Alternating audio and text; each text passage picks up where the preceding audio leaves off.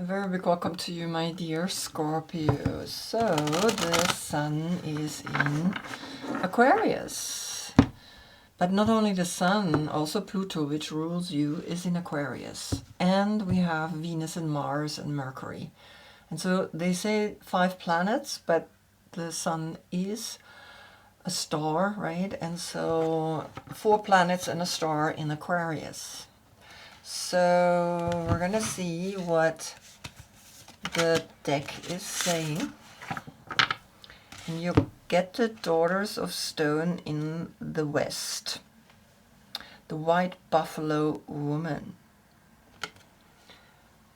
And those are the pages. And we have Taurus, we have Virgo, and we have Capricorn. And Taurus right now is important because Uranus is in Taurus.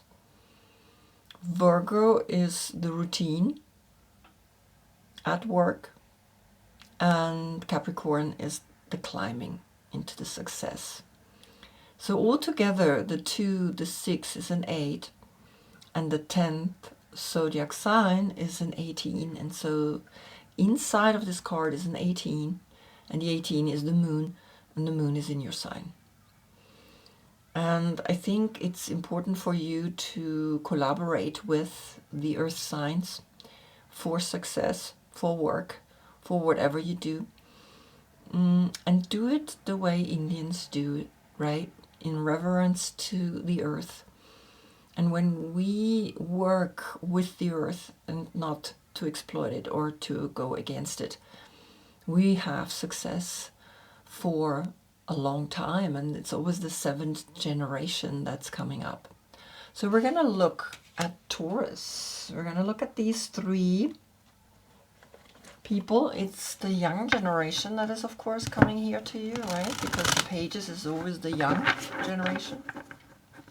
And we're going to look what each of them wants to tell you. So the first one is Taurus. Taurus, it's always about the banks, financial situation. And you get the Knight of Swords, which is Gemini. And Gemini is coming at this card. Look at that. It's almost like he wants to kill the buffaloes. So it's really interesting. It's almost like there is an attack, a spiritual attack, because it goes to the left, and to the left is always within. It's the intuition. It's the mental aspect in you that says, I need to do something, but it's a thought. You're not really doing anything, but your mind is racing like this. How to achieve a stability at work. Interesting, right? And so here it's a 3-3 because 3 zodiac signs, and he's the 3rd zodiac sign. But remember, there was also the 18 inside, and the 18 then calculated together is the 9, the completion.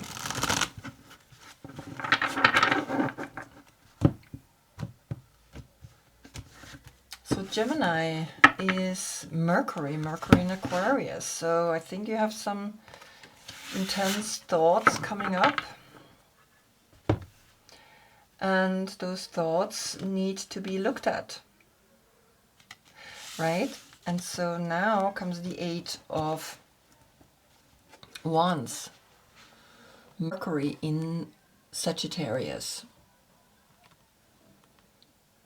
And that's the moment when things happen really fast.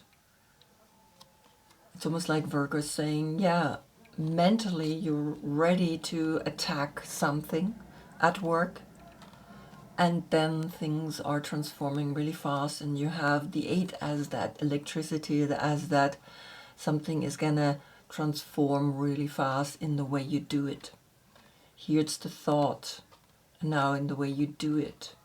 So there's a 33 and the 8, the infinite understanding of I need to do this, right? Mercury in Sagittarius. Can you imagine? Sagittarius is the expansion of doing.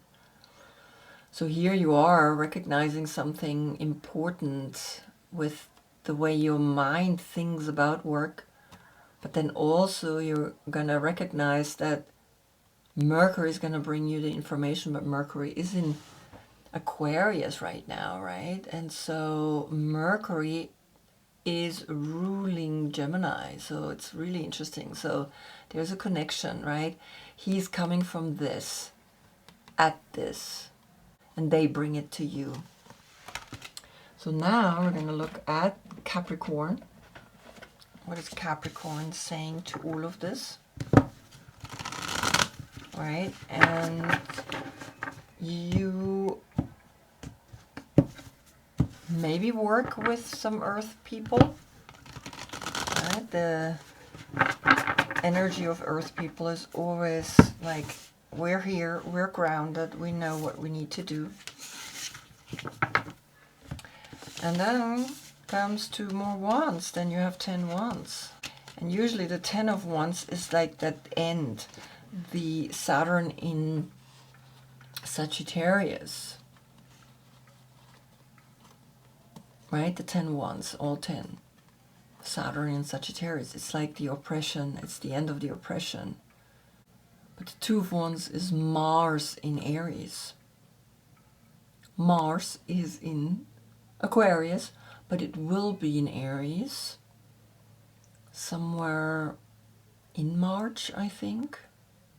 And I think it's when all the planets have moved into Aries. There's going to be Neptune, there's going to be Saturn, there's going to be Mars. I'm not sure it's Venus there. Mercury, I have to check, right? But it's almost like Mars in Aries. It's like you understand with Mars in Aries that the 2 of wands is that moment where you plan the next step. And so I think you plan something, and that's why you go within, you go to the left, right? It's almost like I need to read this to the left. And even though the cards came like this to the right, it's a cycle. It's a cycle that you need to look at. And 10 wands and the 33. So there's a new cycle, right? And then if we put the 10 and the 9 that's inside, it's the 19, and that's the sun. So the sun in Aquarius is bringing you this opportunity to reflect on what it is, how you want to work, right?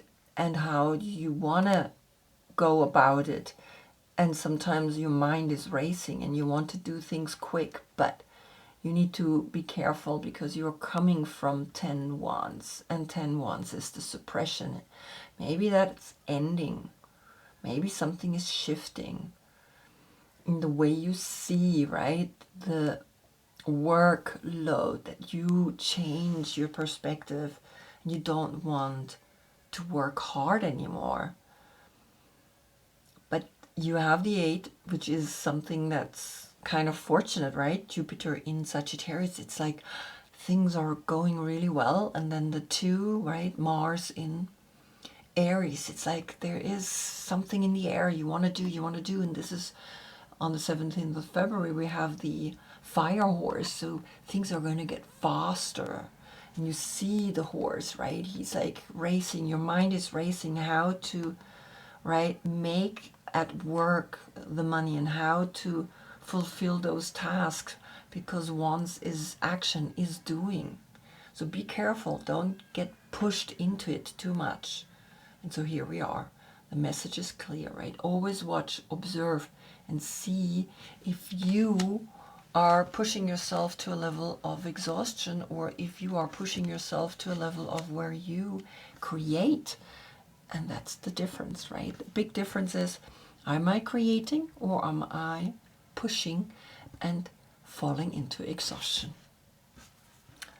So I hope I see you in the next reading. That's when we get the sun in Pisces. Until then, I thank you so much for being with me. Namaste.